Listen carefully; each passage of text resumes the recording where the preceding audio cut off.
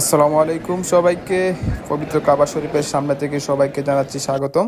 এই ভিডিওতে আমি আজকে তুলে ধরবো কাবা শরীফের ইতিহাস, এর মর্যাদা, সবকিছু মিলিয়ে খুবই সুন্দর একটা ভিডিও হতে যাচ্ছে। সকলে এই ভিডিওটা শেষ পর্যন্ত দেখবেন আর লাইক কমেন্ট শেয়ার করতে একদমই ভুলবেন না।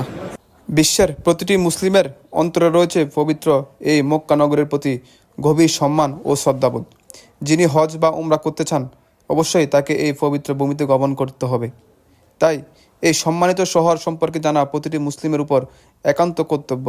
এই কাবা শরীফের আরও নাম উল্লেখ আছে পবিত্র কোরআনে, যেমন মক্কার অপর নাম বাক্কা, উম্মুল কোরআহ, আল বালাদুল আমিন। আল্লাহ তাআলার পক্ষ থেকে ওহির মাধ্যমে হারামের সীমানা নির্ধারিত হয়েছে। হযরত জিবরাইল আলাইহিস সালাম কাবাগরের নির্মাতা ইব্রাহিম আলাইহিস সালামকে হারামের সীমানা দিয়ে দেখিয়েছিলেন, যে তার দেখানো মতেই ইব্রাহিম আলাইহিস সালাম তার নির্ধারণ করেন।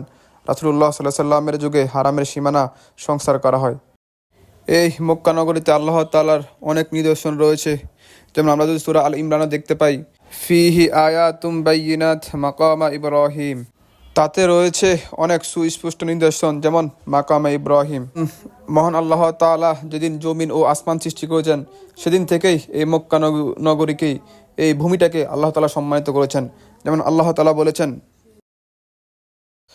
ইন্নামা উমিরতা আন আবুদা রব্বা হাযিহিল বালাদ আল্লাযী হাররামাহা। আমি তো অদিষ্ট হয়েছি এই নগরীর মালিকের ইবাদত করতে, যিনি একে সম্মানিত করেছেন।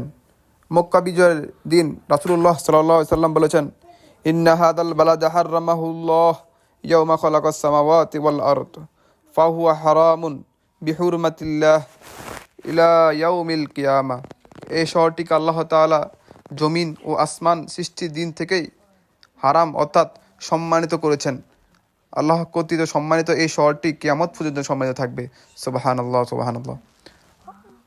আল্লাহর খলিল ইব্রাহিম আলাইহিস সালাম মক্কাকে হারাম হওয়ার ঘোষণা দেন। আল্লাহর নির্দেশে তিনি আল্লাহর গড় কাবা নির্মাণ করেন এবং একে পবিত্র করেন। অতঃপর মানুষের উদ্দেশ্যে তিনি এই হজের ঘোষণা দেন এবং এই মক্কা নগরীর জন্য দোয়া করেন। তিনি বলেন, ইন্না ইব্রাহিমা হাররামা মাক্কাতা ওয়াদাআলাহা। ইব্রাহিম মক্কাকে হারাম ঘোষণা করেছেন এবং এই শহরটির জন্য দোয়া করেছেন। আল্লাহ মক্কা নগরীকে কসম খেয়ে তাকেই সম্মানিত করেছেন। আল্লাহ তাআলা বলেছেন, ওয়াত্তিনি ওয়াজ্জাইতুন ওয়া তুরি সিনিনা ওয়া হাযাল বালাদিল আমিন। কসম তিন ও জাইতুনের, কসম সিনাই পর্বতের এবং কসম এই নিরাপদ শহরের। এই আয়াতে নিরাপদ শহর বলেই এই মক্কা নগরীকে বোঝানো হয়েছে।